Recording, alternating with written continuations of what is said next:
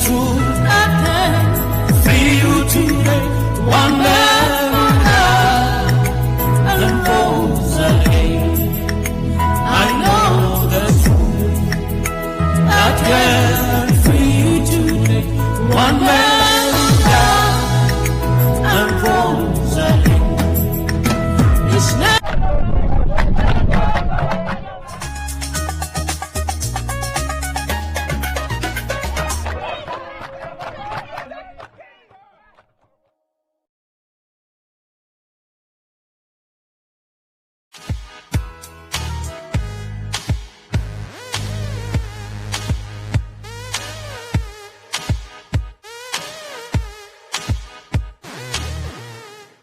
The recent rain, courtesy of Storm Eloise, though a welcome relief from the drought we've experienced in recent years, has caused some discomfort and loss of property for many Windhoek residents. Hendrik Visser and his family erected their shack in a riverbed, and when the rain came down, they were not prepared for the worst. This year's downpour saw them lose a lot of valuable property, including a washing machine and a stove which washed away in the deluge. Yeah, there was a whole house standing here. And then now what they basically do is now, is just the rain just come through that house and just jump in here and then go through there. The problem, not the way I build the place, but the problem is we are landless. And now we are grabbing land in impossible areas. Like now, you are near the river, and that's the cause that the river do this damage. This is not an area to grab land. You see, that is a municipal area, and this one. And here, previous time there was trees and something like that. Now, because of jobless, and that's why the people come grab land here, in the river. Here, every day, when I used to wake up, then I have to clean this area. Because the whole rubbish which has been dumped here, and there is a dump area. Because these people who are staying here, they just come drop the things here by that toilet area.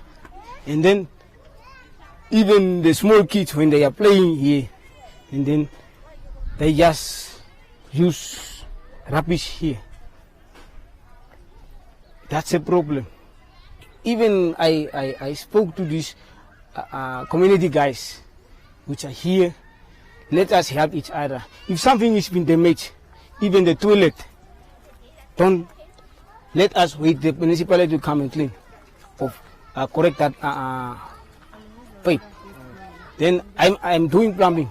I'm doing everything. I'm almost jack of all trades. Yeah.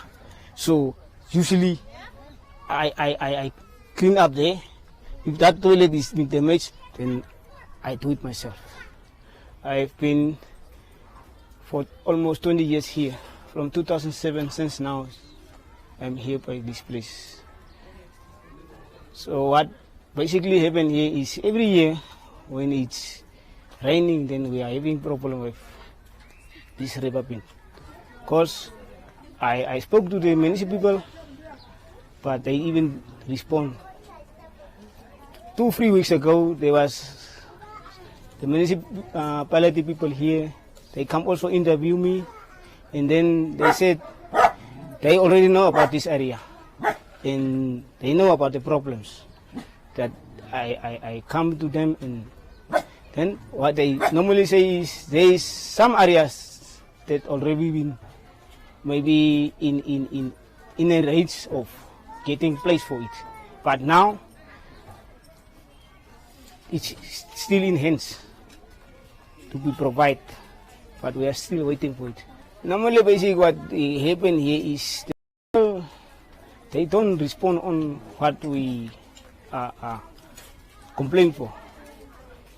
They just said when we go there to municipal areas to complain your problems, then they said always we have been wait, but while we are waiting, we lost a lot of damages here.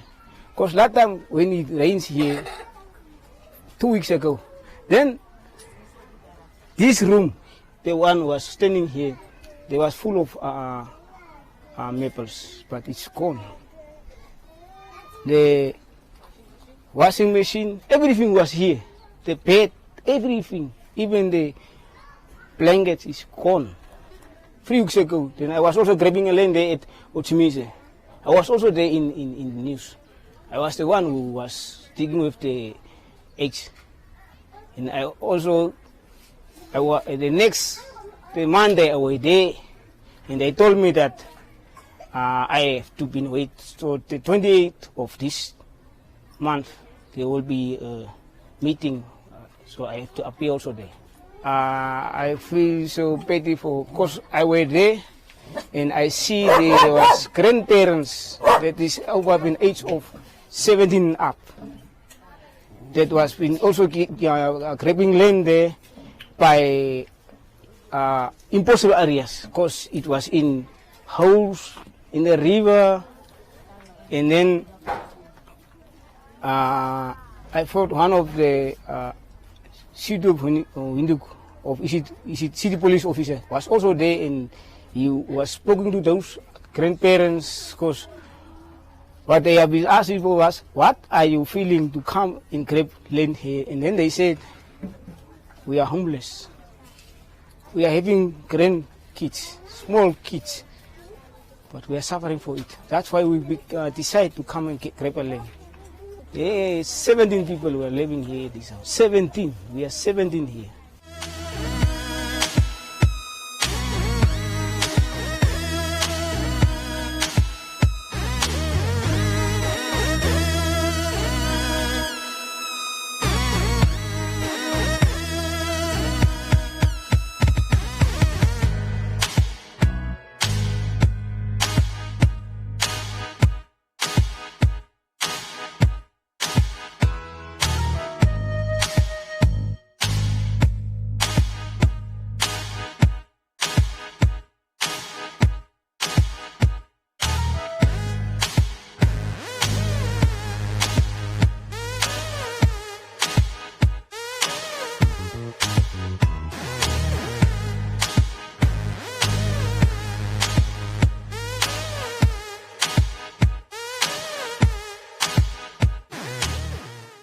I spoke to the city of Windhoek and asked what their disaster management unit is doing to help people who have been affected by the heavy rain.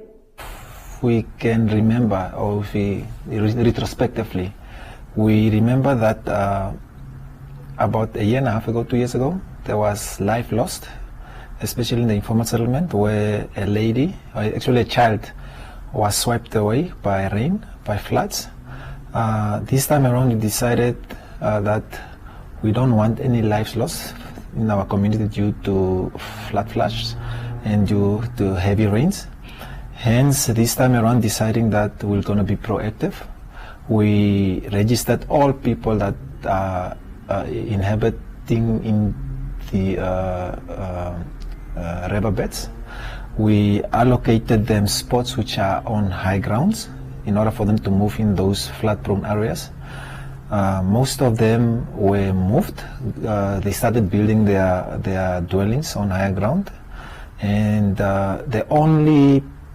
most people that were informed to move, that didn't move, that were affected, it's people in Groothoop.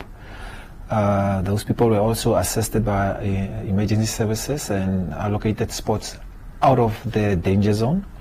But within our informal settlement within Windhoek, most adhered to. We had registered about 88 people that were registered to move to higher ground, and most of them did move. So those that did move, some of their front porches or front areas were swept away by water.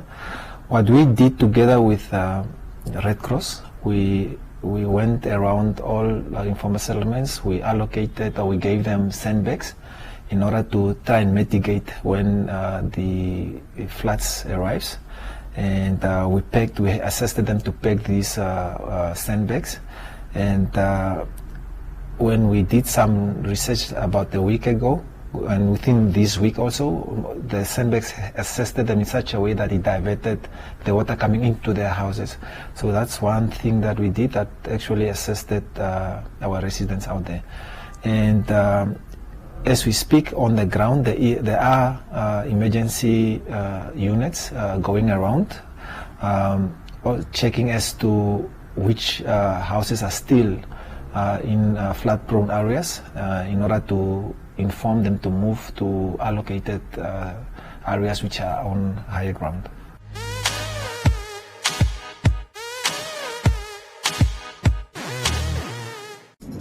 At ShopRite, we're giving you more ways to save. Save on deals like 1 kilo Top Score instant porridge for only $15.49 and a 900-gram can of Hazeldean mixed fruit jam for just $21.99. Get more ways to save when you need it most. Only at ShopRite. Lower prices you can trust. Always. The Namibia Statistics Agency is busy with census mapping, a preface for the main population and housing census to be conducted in 2021. Census-graphic frame to conduct census. To find out more, tune in to Conversations with the NSA, Saturday evening the 26th of December as from 7 p.m. Play your part. Be counted.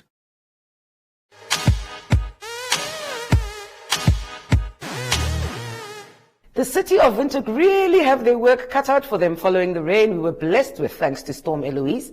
It feels like I'm driving in Darfur with all these potholes, and the fact that there are no warning signs in danger zones also poses a threat to road users. Best roads in Africa, Kama. Check this out.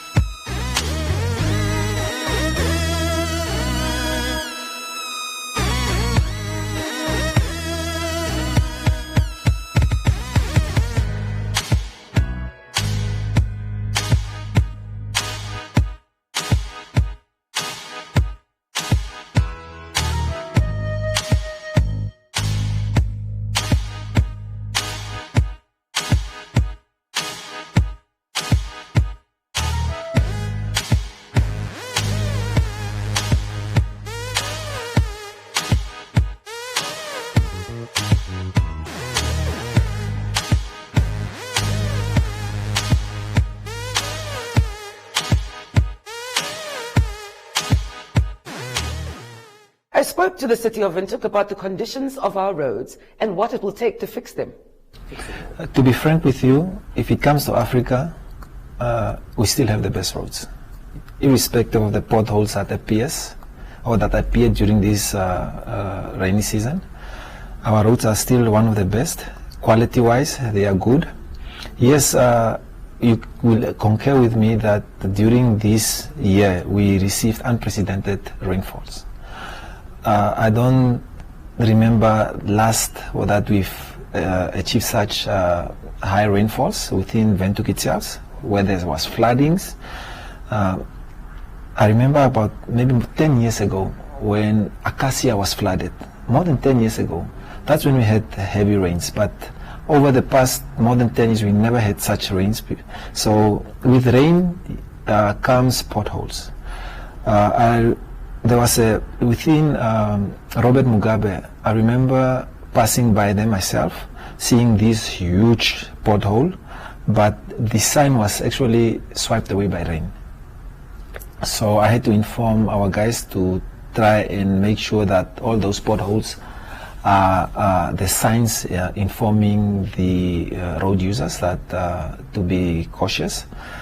With regard to fixing of potholes, it's a bit difficult if with the constant rains.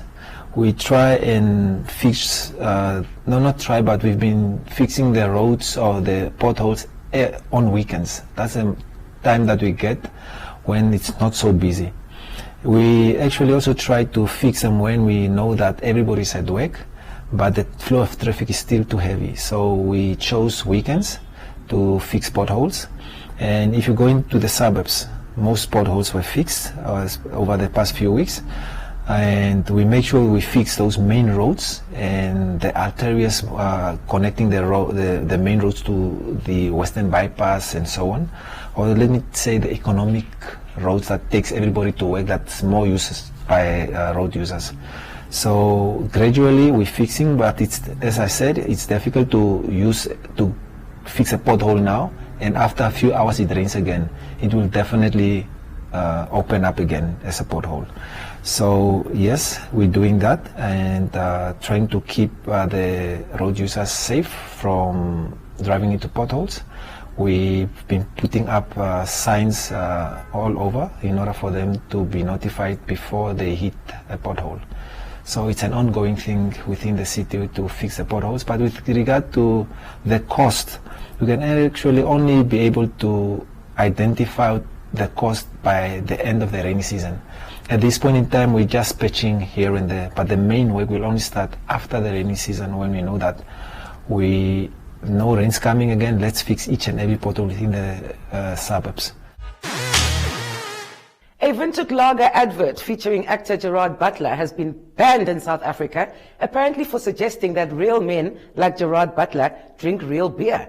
Check out the ad. Hey, where are you? Just grabbing a beer, man. Better be a real one. Remember when you asked for this? Can I have a lime with this? Hey, that's a Windhoek. That's 100% pure beer. You don't need any lime. Keep it real, Joe. Keep it real with 100% pure beer. Not for persons under the age of 18. Enjoy responsibly. Some comments from Namibians. Estelle posted, "What a joke. Is this an attempt to get Namibian beer out of South Africa?" And Sophie posted, "Their justification doesn't really make sense. Real men wasn't explicitly stated nor implied. Message was straight. Do not add lemon. Keep it real. Windhoek." I asked Altava and List spokesperson Rushay Locke for a comment on this. The Windhoek Lager brand has noted with disappointment the ruling applied by the South African Advertising Regulatory Board in regard to a Windhoek Lager television advertisement.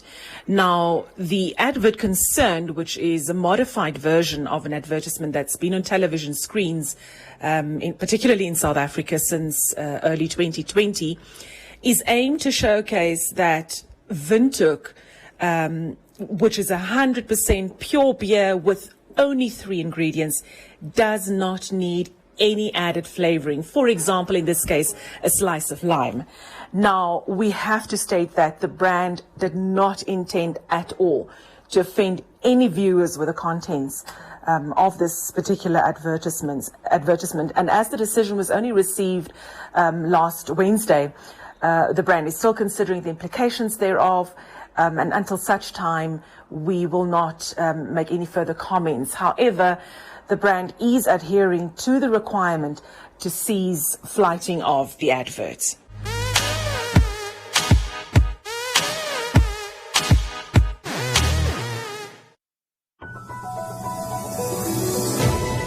This station subscribes to the Namibian Media Code of Conduct and is regulated by the Media Ombudsman, appointed to deal with complaints about media content that breach this code. This includes content that is inaccurate, unfair, or that invade privacy. We encourage aggrieved members of the public to submit complaints to the Media Ombudsman via mediaombudsmannamibia.org. The Media Ombudsman is supported by the Editors Forum of Namibia, advocating for ethical and quality journalism.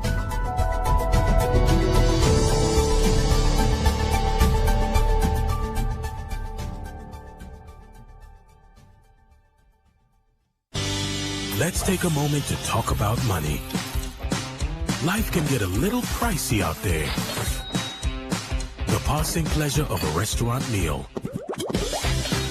a fleeting fast food feast, or those sports magazines you never really finish. But what if you got to watch the big game rather than read about it? And what if that lasted a lot longer? Well, with DSTV, it can. Because with a whole range of different package options to choose from, you can get a whole month's worth of moments for both you and your family at a price you can afford. I am so excited. That's right. Only one in exchange for hours of sport, lifestyle, Love is a game of cat and mouse. international, local, and kids entertainment. Let the nerds take over. It's your moment to enjoy all the moments with DSTV.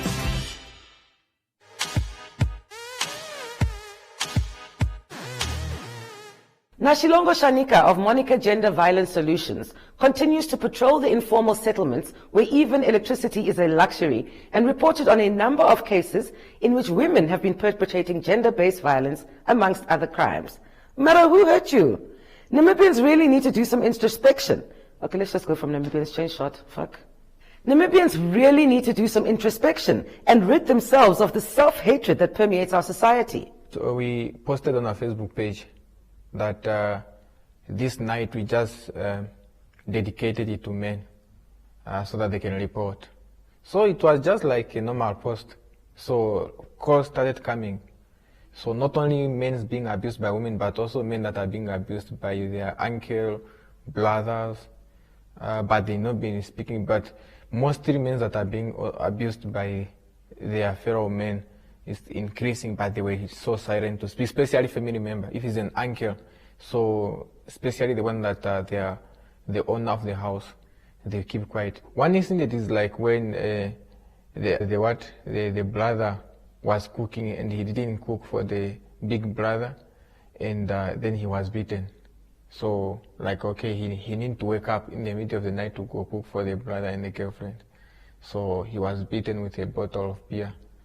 So another one is again is when for a boy that was taken to sleep in the street by the uncle, of whom up to as we are speaking now still in the street, but we are unable to locate where he is, because we're just called by someone that reported that there's a boy that every night is sleeping in the street without no jacket, and the whole lane is being poured on him because the brother doesn't want him to share the room with him.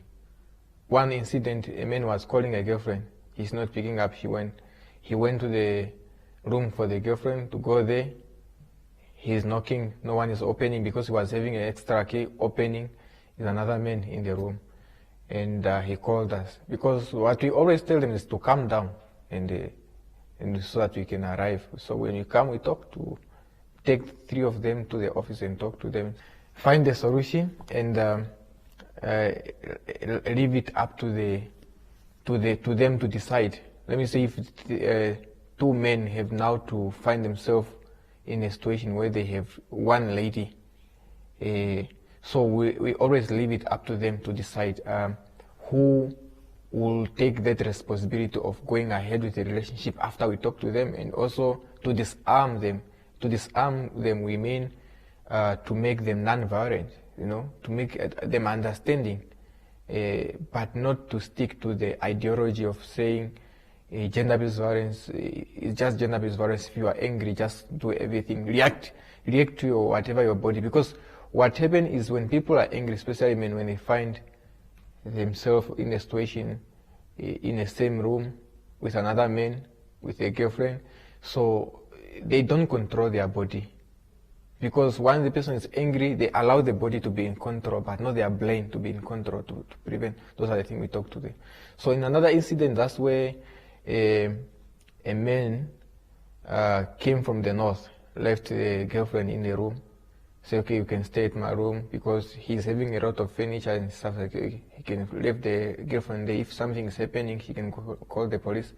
So when he came, still, he find the girlfriend is there with another man, but it was a surprise visit. He didn't say that he's coming. So he also just called. He saw a post on Facebook saying he called us to go and assist. And most of the complaints are with apparently a problem with Facebook page.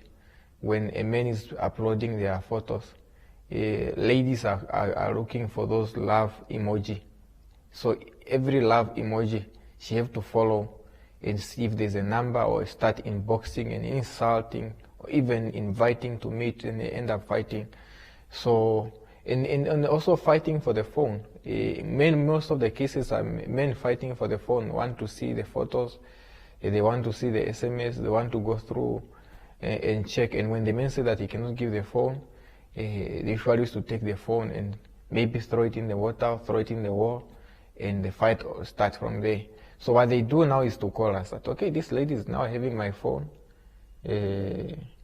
I don't want her to enter, but maybe some of them you can even find them when he's calling still holding the woman, like just avoiding for him to be physical, just holding, because most of the men are very powerful, so they just hold and allow us to arrive, and when we arrive, we can now able to speak to them.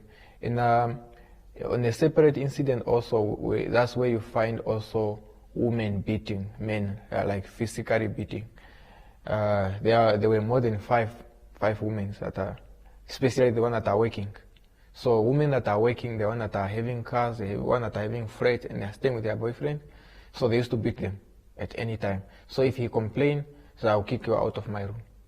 And the bad part is on that they become too violent that they don't even want to listen to us. Most cases that if you want me to go with him, go with this man. But now it usually used to be difficult that we don't even have a safe haven for men in this country. The only safe haven that we have is for women. But we are thinking there to be also a safe haven for men, because the men that are crying out there, that are with their women, some of them are married, but the woman is the one that's having money, the one that sponsored the marriage. So we now have just to see how we can resolve it to keep the men still there. Because sometimes even the clothes that the man is wearing is from that woman. She will be like, okay, cool, you go, nothing, just go with your trunky, everything, I'm the one that bought it. So some of them are just being beaten, like really physically beaten, and you'll be told that if you go and report to the police, I will be the one that will win the case, because the police always listening to me. And that's why I don't think we have a record of you go to the police station at the night, then you find maybe more than 3-4 men with their face having blood, saying that they're beaten by women. Because what they were told is like, even if you go there, I can cry, and you can, I can behave better. Even if you have blood, I can behave better. That sometimes they, like in one occasion, the woman even used to lie to the police whenever the man is going to report to the police. He said like, no, this man was beaten by a thief. He's a drunkard. He used to go and drink. So every time he's being beaten, he said that is me. Then. And with that, it's a wrap. Stay woke with It's a Wrap by following us on our social media pages. It's a Wrap Nam on Insta, It's a Wrap Namibia on YouTube, and It's a Wrap with Erica Gebhardt on Facebook. It's a Wrap premieres on Sunday nights at 7:30 on One Africa TV, where it just gets better. You can also catch it live on Facebook Sunday nights at the same time. One Africa TV, it just gets better.